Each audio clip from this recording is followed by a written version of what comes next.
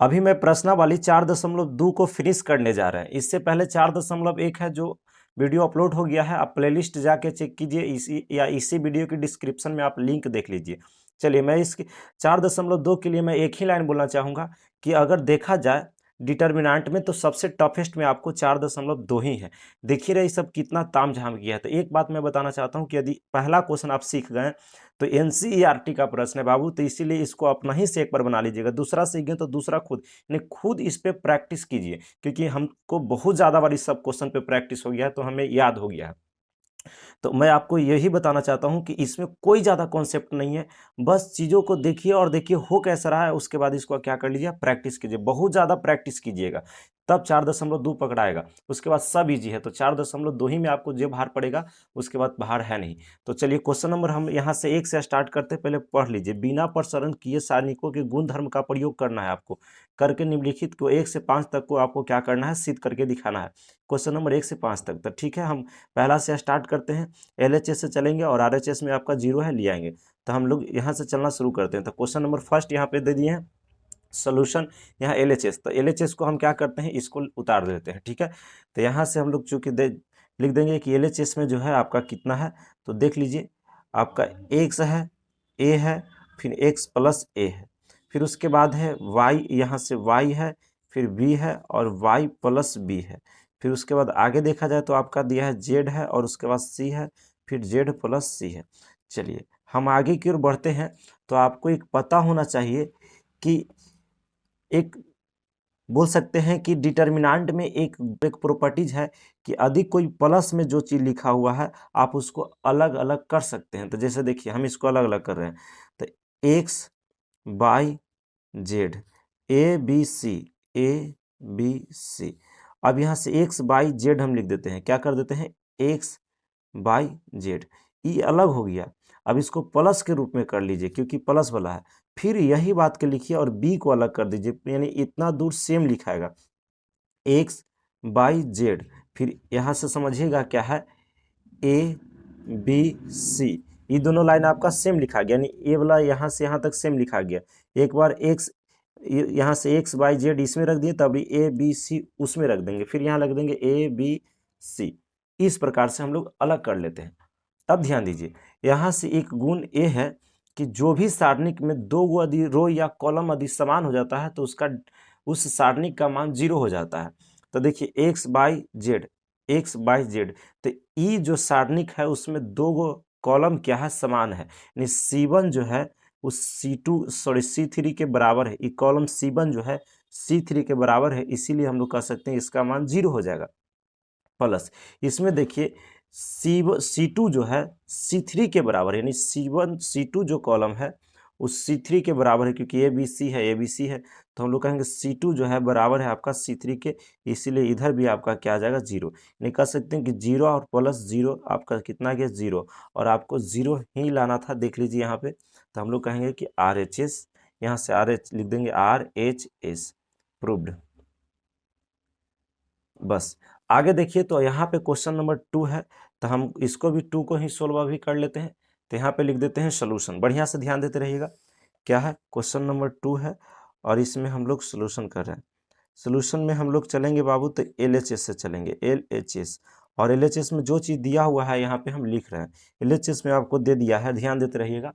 यहाँ से आपका क्या है कि a माइनस बी है, फिर उसके बाद यहाँ से b माइनस सी है, उसके बाद c माइनस ए है, फिर उसके बाद यहाँ से देखा जाए तो b माइनस सी है, c माइनस ए है, a माइनस बी है, उसके बाद देखा जाए तो c माइनस ए है, a माइनस बी, और b माइनस क्या है, c है।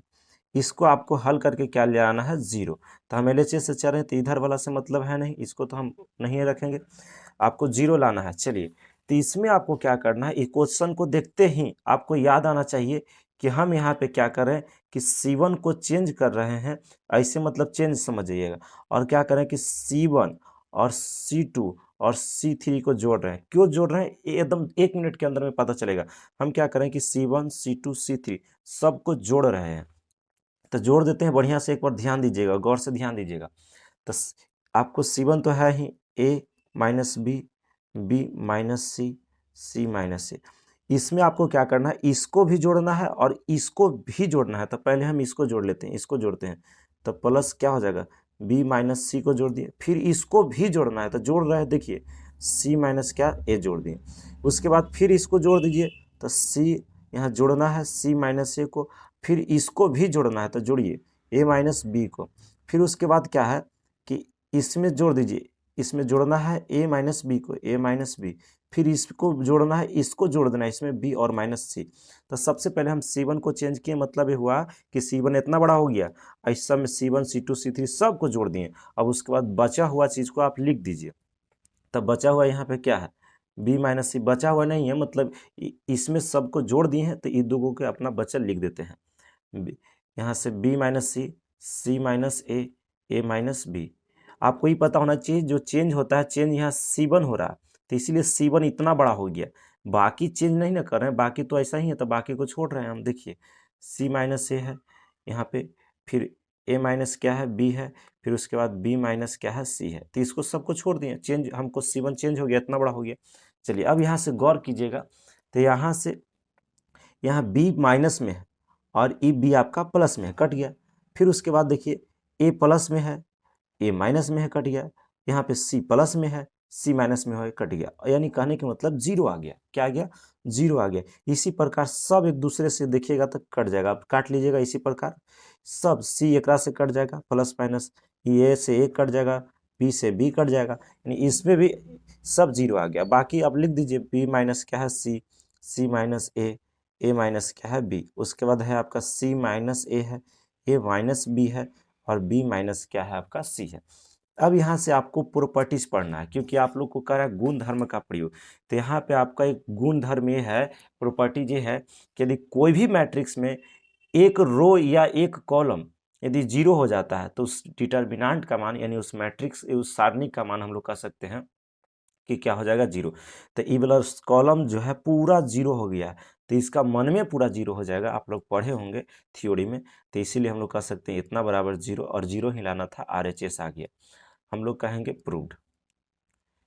यानी आपको समझ में आ रहा होगा कि हम कैसे कर रहे हैं। क्वेश्चन देखते ही आपको दिमाग में सेट करना है कि C1 में क्या करेंगे, कि C1 में C2 C3 सबको जोड़ देंगे और एक बारी क्या हो जाएगा, अपने आप में कट के जीरो आ जाएगा, इसका मान जीरो हो जाएगा। रट जाना है एकदम चीज़ों को।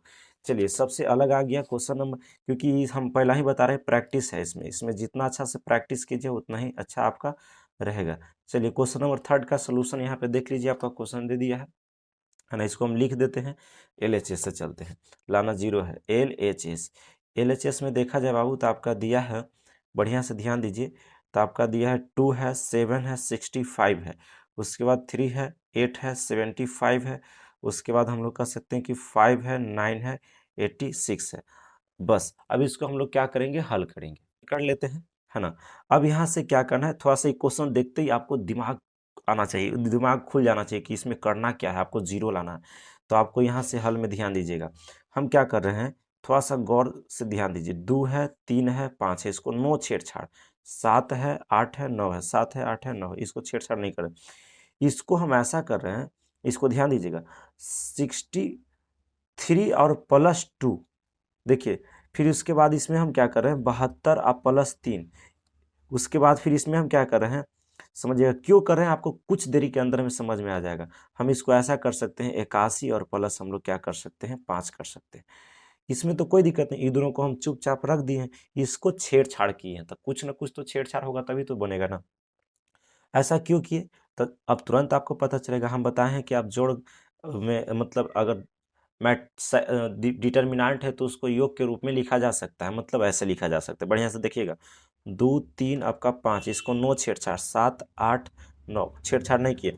अब इसको ई वाला घर में लगते हैं, आगे वाला 6 3 मतलब 63 72 81, ई वाला में हो गया। इसको जोड़ में लिख सकते हैं फिर आपको ऐसे करके, फिर ये दोनों बात सेम रहेगा, 2 3 5, फिर उसके बाद क्या है 7 8 9।